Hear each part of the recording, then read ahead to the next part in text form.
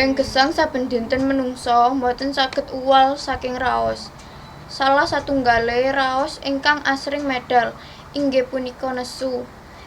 Ing tembung macapat, raos punika dipun wastani durma. Lah iki arek. Dika. Kados pundi menika? Tugas kelompok dados mboten rampung amarga panjenengan.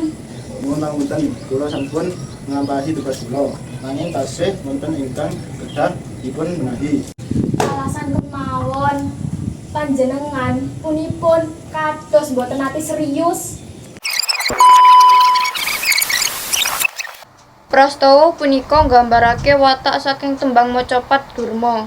Inggih punika tembang ingkang ngadhut sifat tegas, keras lan emosi.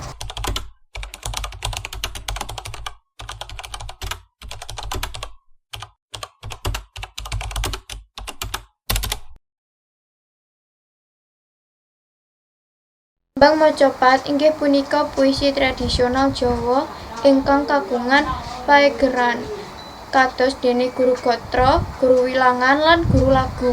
Fungsi tembang macapat inggih punika kangge nyampeake piwulang gesang, pendidikan, saha nilai-nilai moral dhateng masyarakat.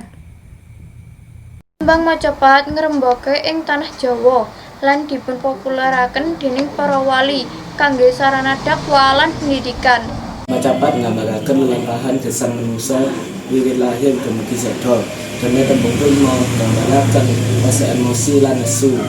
Jenis tembung macapat kata sangat kados Mas Kumambang, Mijil, Sinom, dan Nangkula lan salah satunggali punika durma. Durma nggadhahi watak tegas, gagas lan kebak amarah. Tembung punika diginakaken kangge nggambaraken konflik, nesu, lan utawi kritik ingkang tegas.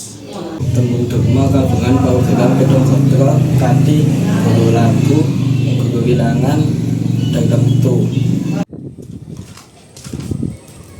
Ono apa saiki kamera-kamera? If nesu iku punika lumrah, nanging menawi kelampahan kanthi keluwihan saged ngrusak sesambetan lan awaknipun piyambak. Nggih, Pak.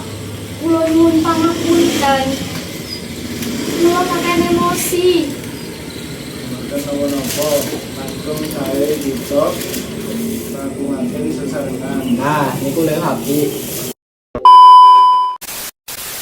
Saking tembang durma kita saged sinau pilih emosi kedadean dipun kandhalani, amarah ingkang boten kandhalani namung badhe nggawa cilaka tumrap diri pribadi lan sesami.